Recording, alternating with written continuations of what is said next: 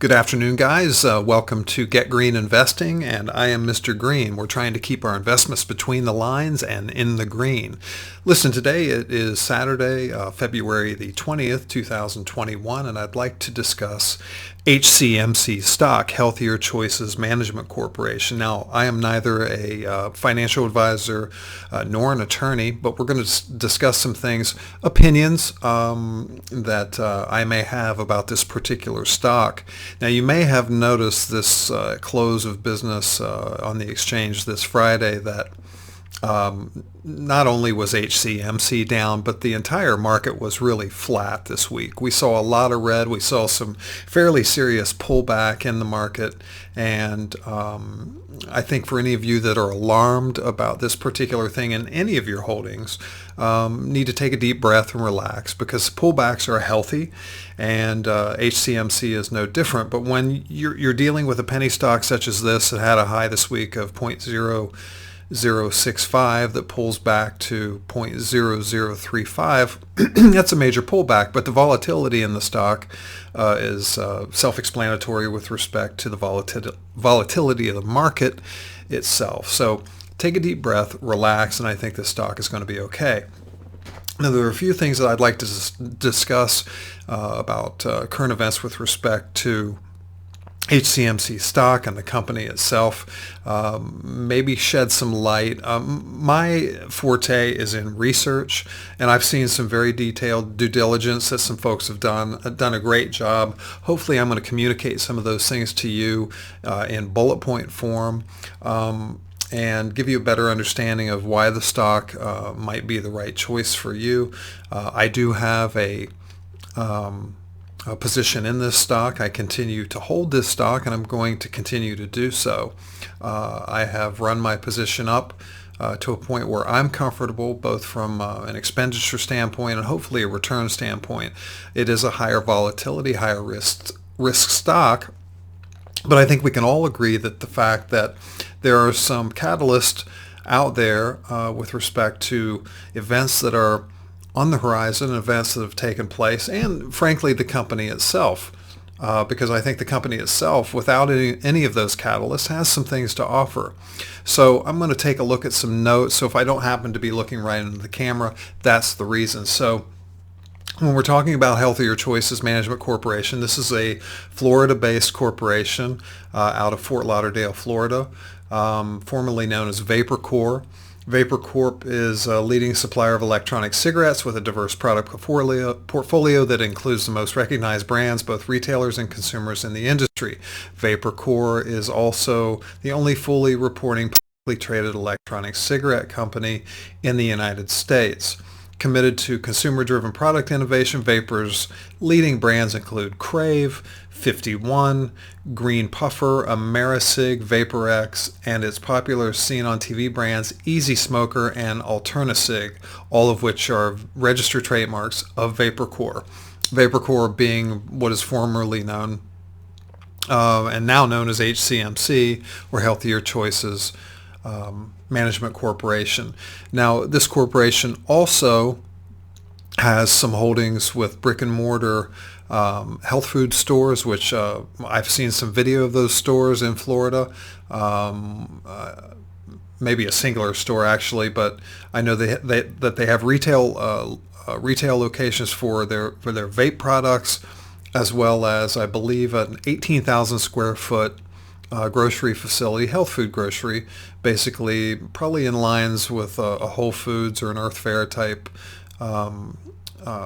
floor plan in Florida as well. So they're a real company. Are they a little overvalued with respect to the hype? Well, they've actually got a pretty healthy market cap. And look, let's face it, the hype is not a bad thing. The hype is something that drives stock, as do news catalysts, lawsuits, and any other particular details as they come at us on a daily basis, and we interpret those things and how that they will affect our holdings.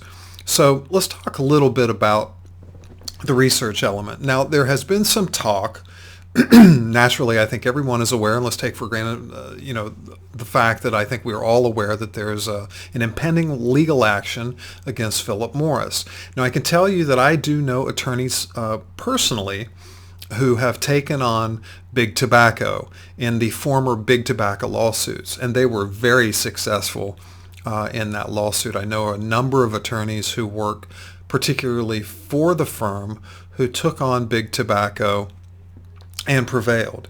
And basically the result of winning that lawsuit was not only on behalf of the clients, but how it benefited the law firm itself is the fact that the law firm is now situated on what is basically a peninsula that has a new high-rise office building, as well as a newly built parking garage structure, and I believe housing units and commercial shops and so on and so forth. So this law firm, as a result of that particular victory, has basically funded them since then forward to present day. So what I'm saying is, as it relates to HCMC's lawsuit against Philip Morris, is the fact that these Big Tobacco lawsuits, where Big Tobacco is the defendant in the case prior and is the defendant in the case presently versus HCMC. What I'm saying to you is that these lawsuits can be very, very profitable. Now, one thing that has been said about Philip Morris is, well, it's a huge company. They've got very deep pockets. They can fight this lawsuit and keep drowning HCMC with paper and run them into the ground. There's something to be said about that. But what I can tell you is this. First of all, HCMC's CEO is an attorney. So he could or should have an understanding of the law.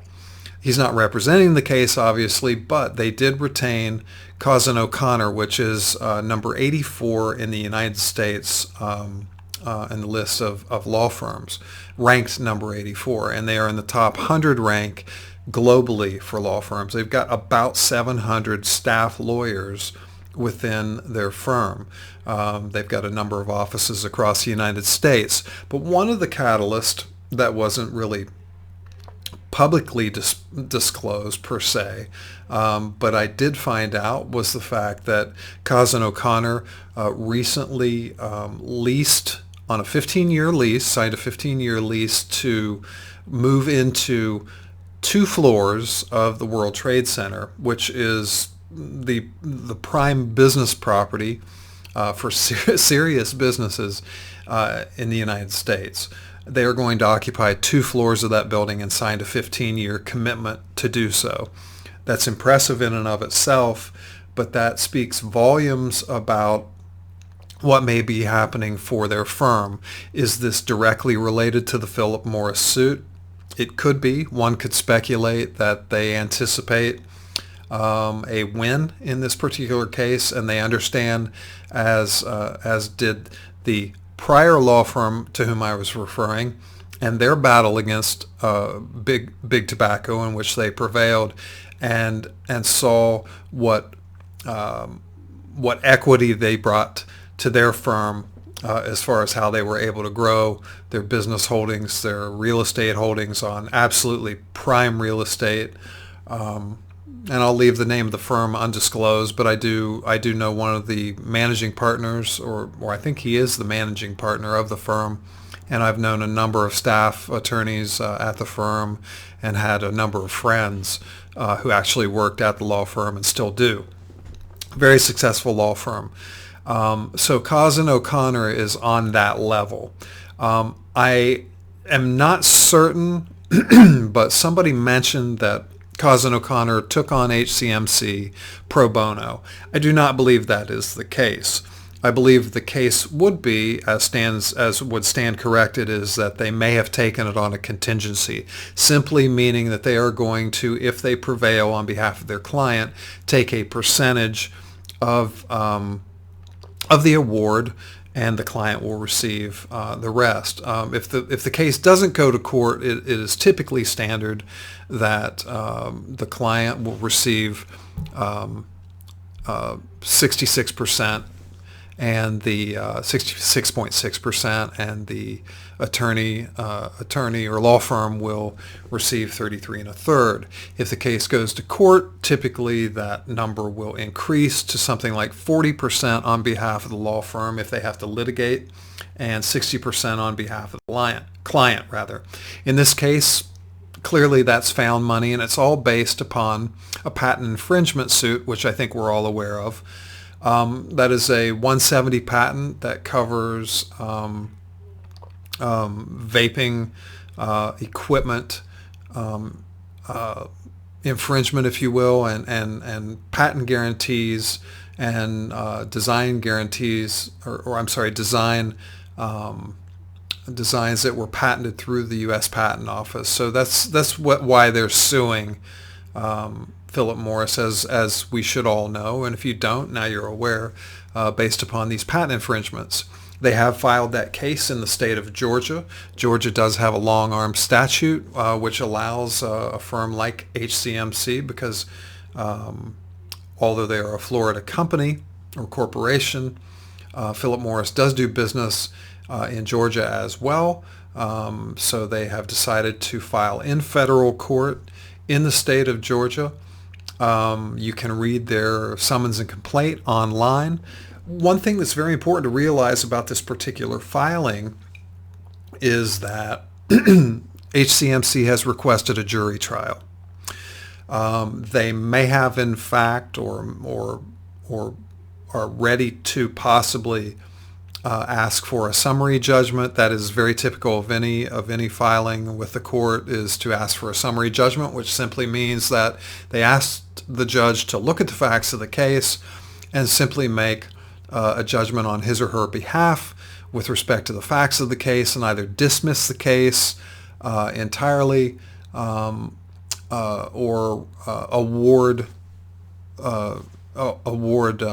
winning the case or deferring the case away from the loser, if you will, or deciding one way or the other which way the case may go upon summary judgment. Of course, as in any other case, the loser in that particular trial would have or summary judgment would have the right to appeal that decision.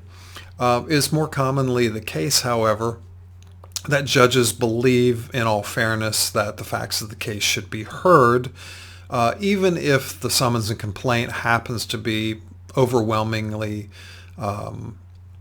contain overwhelming evidence, in this case on behalf of HCMC with respect to the patent infringement by Philip Morris. However, again, as I mentioned, HCMC, in my opinion, has done the smart thing and requested a jury trial. Now, why is that intelligent? Well, it's intelligent because jury trials are contingent upon 8 or 12 people, whatever the case may be, 6, 8, 12 people, depending on the jurisdiction and what type of court, listen to the facts of a case. And choosing juries, seating juries is a difficult task. It's expensive. It requires a lot of work and a lot of vetting, and you're really putting your faith in acquiring a judgment from that jury, a jury of peers. And frankly, we just don't know how that's going to swing. But what I can tell you is this, probably from a statistical standpoint and simply from a human standpoint, I don't think, from what I have seen in the past, that juries are going to respond well to big tobacco. Most people have had someone die from cancer in their family. Many people have had people die from lung cancer in their family as a result of smoking. I don't think in today's environment where people are trying to live a more healthy lifestyle, i.e.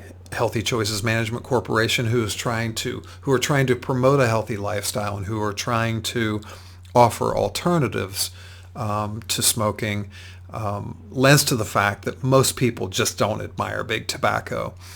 How does that relate to Philip Morris? Well, I can tell you statistically based information says that Philip Morris's business is now turning away from and transitioning to smokeless vape type business. And I believe the number now sits at 24% for Philip Morris, that 24% of their business is now vape based. So naturally they have a vested interest in that equipment. So did they infringe on a patent? Well, that remains to be seen. Certainly HCMC and their attorneys, who are quite reputable, seem to believe that. And I have to believe that if Cause and O'Connor took this case on, especially on contingency, they believe they're going to win, and that's what attorneys try to do. Attorneys not only exist upon, like the rest of us, on profit. Attorneys like to win. Law firms gain a reputation and their rankings by winning, not only money, but winning.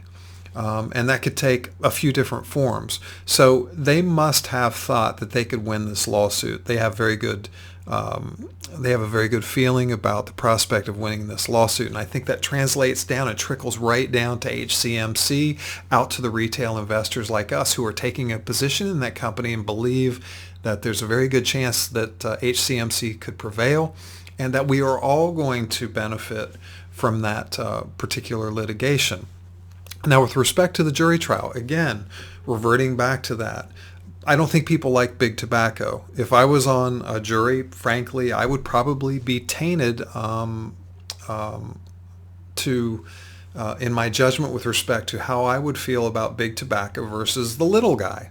Many times, just out of sheer psychology, people are pulling for the little guy. But in this particular case, the little guy is a company who's trying to promote healthier choices, versus the big guy who is big tobacco and who have frankly killed a lot of people, no matter how you look at it. And everyone it's a free society. People have the right to choose whether they're going to smoke cigarettes or not. Cigarettes at one time were advertised to be healthy for people. Things change. So the fact of the matter is, in present day, we're trying to live a healthier lifestyle as a society for the most part. And I don't think that a jury is going to respond well to big tobacco. And that's completely just the psychology of how people feel about it. That doesn't even take into account the actual patent infringements. And it looks like they have a strong case in that regard. So procedurally, they have filed a summons and complaint. Obviously, Philip Morris has answered to that.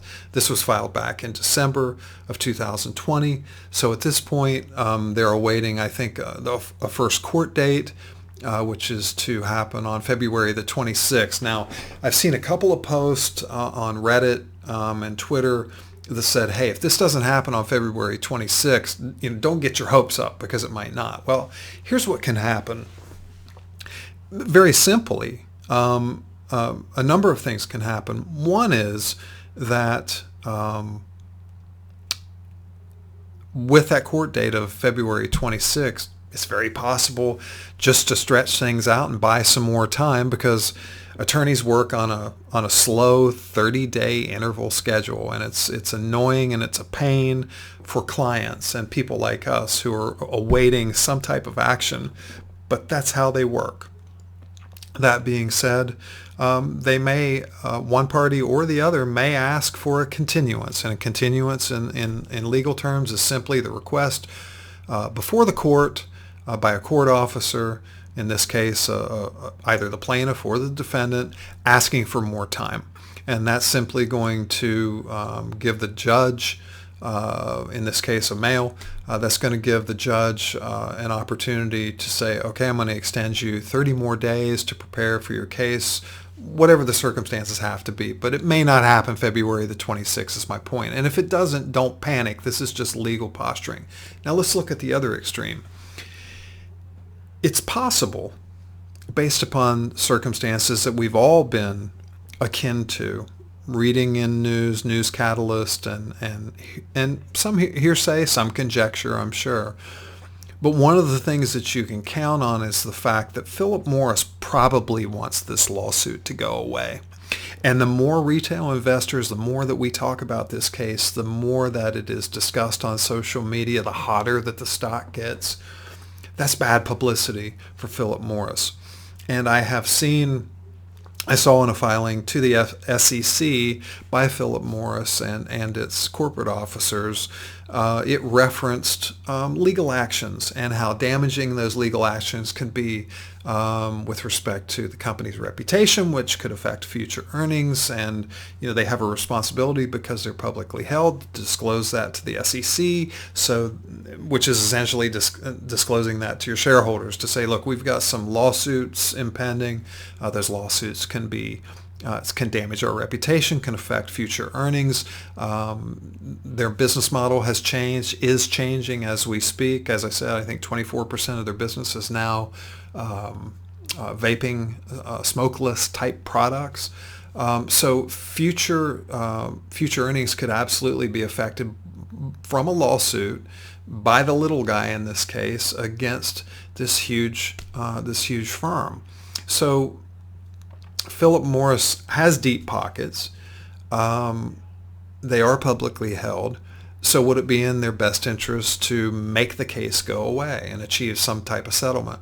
Possibly so. Maybe even probably so. I've seen a number of speculations on how that might occur. I've heard people refer to a royalty type settlement.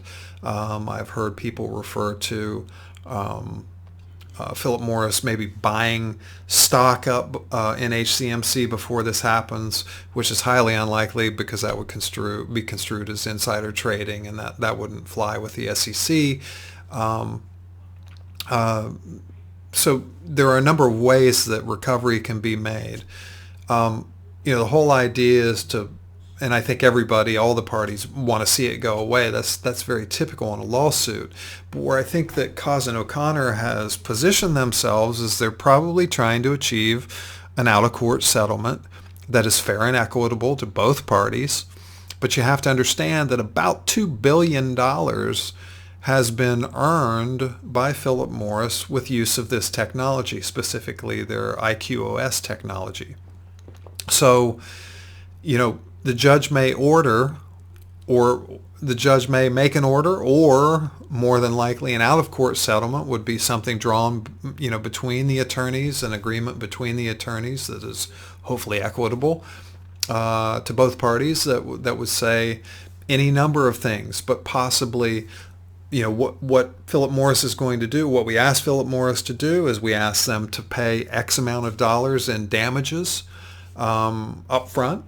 And we expect a percentage of future earnings from here to perpetuity that would come to HCMC, which would provide for a long-term income stream that would certainly shore up and secure the company and allow it to grow. It may come into we want a lump sum of money and that's it and that's all, or we want a lump sum of money and we want future earnings, or we want a lump sum of money, future earnings, and you cannot import this in the United States anymore. There are a number of different scenarios that could happen here. But the fact of the matter is, in lawsuits, and again, I'm not an attorney, I'm not a financial advisor, this is simply my opinion in doing my research, but a number of things have happened that would suggest that it's probably most equitable to everyone, and it's certainly going to save a lot of money, because when you're talking about litigation with lawyers like Cause and O'Connor, you're talking about a ton of money. And in this case, even if they're working on contingency, Philip Morris is going to be responsible for their legal fees. In other words, they're going to have to pay HCMC's legal fees as a result of this. I also want to address a couple of other things that were important, or one other thing specifically, and that was how the wording of the summons and complaint. Now, in many southern courts, what you will see at the end of a summons and complaint is we prey upon the court to award in the affirmative for the plaintiff in this case, blah, blah, blah. They don't name a specific amount. California is kind of famous for, we're suing you for $5 million and that's what we want. And the figure is, the figure is in the complaint straight away, and that's what they're asking for. In a lot of southern courts, frankly, they leave that up to the court to be determinate of the specific damages that would be awarded. In this case, there could be actual damages, also punitive damages as a result of the infringement upon the patent. But one thing is for sure, I think that all of the retail investors, including myself, feel pretty comfortable about the fact that HCMC's got a pretty serious lawsuit here, and certainly has the ability to pull this thing off, which is going to change the complexion of their company. And certainly I think all of us who have invested in the company would be rewarded accordingly. The stock is somewhat diluted. There are a few billion shares, but there are some institutional shares out there. And most recently, you saw a disclosure, I think it was a Form 4 SEC form, where they divvied up, a number of shares, which would simply serve as probably compensation to corporate officers. There was a report initially that corporate officers had bought up a few billion shares of stock, and that was simply not the case. Those shares were, I believe, restricted shares, and they were simply allocated to company employees, in this case corporate officers, giving them the ability at some point to redeem those shares, right, or convert those shares maybe to common Class A shares that they could sell at some point. Again, that's kind of minutia, but as it relates to us, everybody involved, including the corporate officers, have a vested interest here. And the fact of the matter is that HCMC is a real company. They've got a high market cap. They have got a market cap right now at $367.89 million. Are their shares diluted? Probably. They've got a lot of outstanding shares, but again, people like us are pumping money into this company, and irrespective of our motivation to do so, whether it's, hey, we're depending on this lawsuit happening, so we're going to gamble on this company, or those maybe who, like myself, think a little bit of both. I think the lawsuit certainly presents circumstances that could be beneficial to retail investors like myself and you. But I also think that the company has some room to grow. Remember when Whole Foods was acquired by Amazon? There are a number of things that can happen from a merger and acquisition standpoint, or this company could just simply begin to grow and to take off. I've seen a lot of grocery chains do that. These folks have a diversified portfolio with respect to their patent holdings, with respect to their health food stores, their supplements, their vaping products. So they are diversified. They appear to be well run. They appear to act like a real company and want to grow. But hype is hype, and there's nothing wrong with that. The more that we back this company, the better. Hopefully, the influence will be on more of the public to get behind the company, and that's capitalism, folks. That's just the way it is.